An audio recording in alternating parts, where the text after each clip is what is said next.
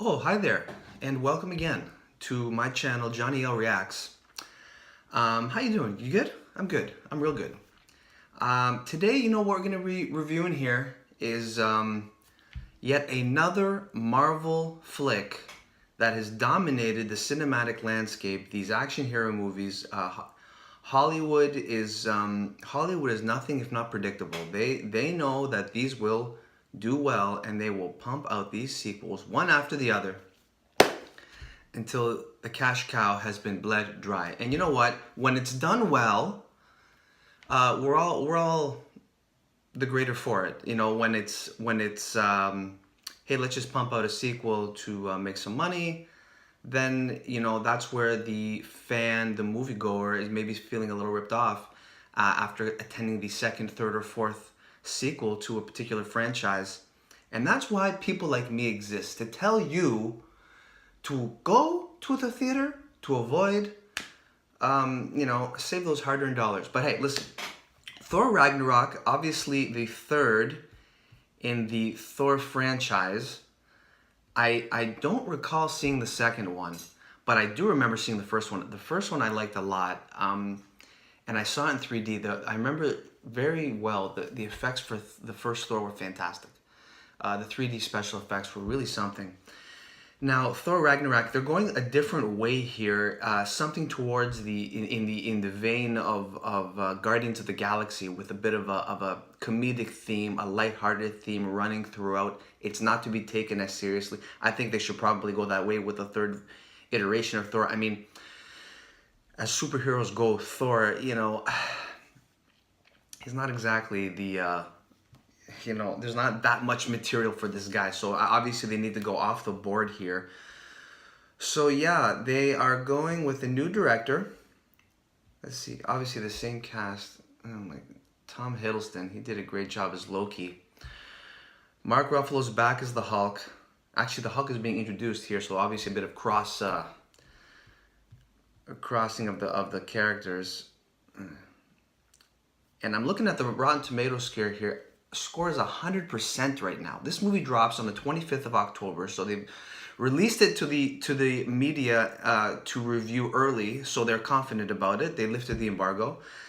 The want to see score 99%, 100%, 99%. That averages out to 99.5%.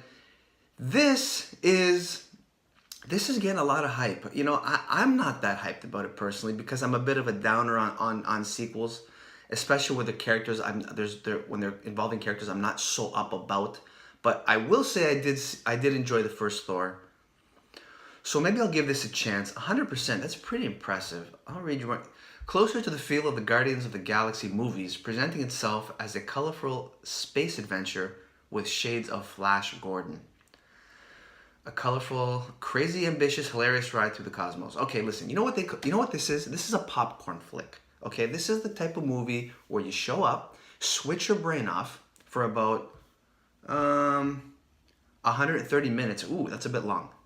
Anyway, and you get your popcorn ready, get your Pepsi, your Diet Pepsi, and just watch. You know what I mean? Whatever's going on in the real world, whatever struggles and problems you have, you go into that dark theater, you watch a flick like this, and you just forget about everything. That's what this movie is geared towards, okay? Your brain's not going to be activating and grinding too much during these 130 minutes. So you know what, guys? I'm going to do the activating and grinding for you. I'm going to do all the work for you. Right now, with this trailer review. So, without any further ado,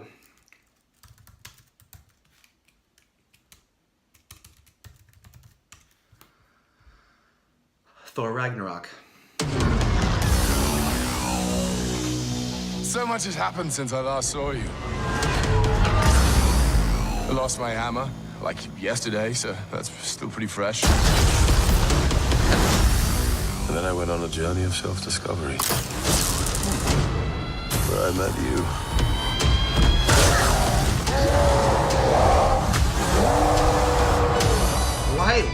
Why is that happening? Okay. Why are they fighting each other?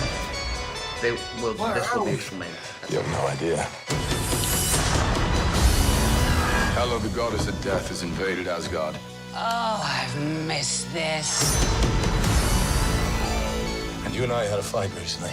Did I win? No, I won, easily.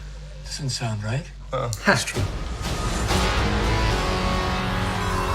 Oh, November 3rd. Is dead. And it'll be reborn in my image. I thought you'd be glad to see me. I need to stop her here and now to prevent Ragnarok, the end of everything. So I'm putting together a team. Like the old days. Surprise! This will be such fun. What is going on here? Hi. Makes no sense. He's a fighter. Jeff Goldblum. This guy's still working. I love it. I'm not a queen or a monster. I'm the goddess of death. The goddess of death. Okay. What were you the god of again?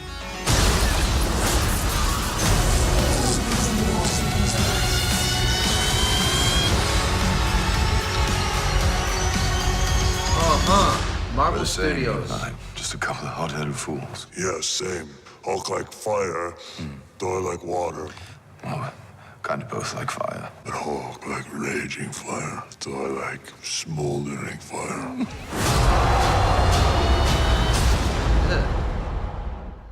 Okay, November 3rd. Apologies. Like I said, October 25th.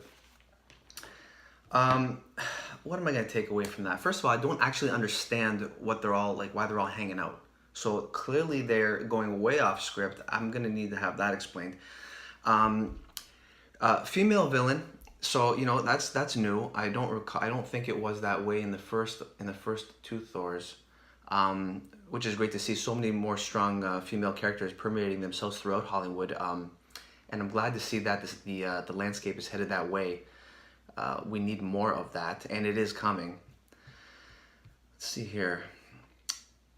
Oh boy. You know, I don't know, guys. I'm looking at this, and it looked amazing, obviously, because it's Marvel Studios backed, and and it's a franchise, so they're already working off success. So, are you gonna see spectacular visuals? Are you gonna see eye-popping 3D effects? Yes, most certainly. Are you going to enjoy it? According to the Rotten Tomatoes score, how could you not?